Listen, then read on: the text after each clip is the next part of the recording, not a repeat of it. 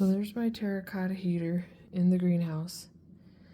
I took the second terracotta pot off, and it's 47 degrees outside, 66 in my house, and it's 73 degrees in the greenhouse.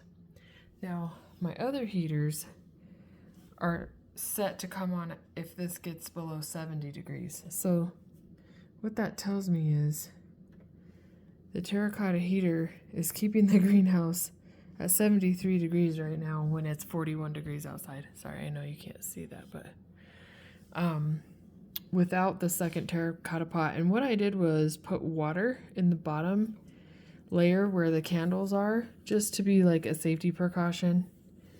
But it hasn't been in there for, it's maybe only been like 30 minutes. And yes, this is only a 4x6 greenhouse, but that's gonna keep the heaters from kicking on so much. My water heat sink is back there.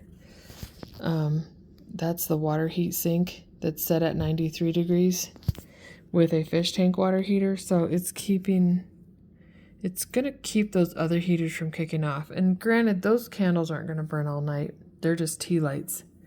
But that's impressive.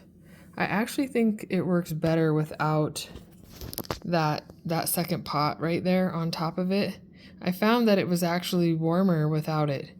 So this is just a very short while after posting the other video. These are the results that I'm getting. So I think it's kind of worth doing, actually. I'd probably spend less money on tea lights than I would paying the electricity bill for these heaters. So I kind of like that. I think I would use all three of them and just keep the bill as cheap as I can.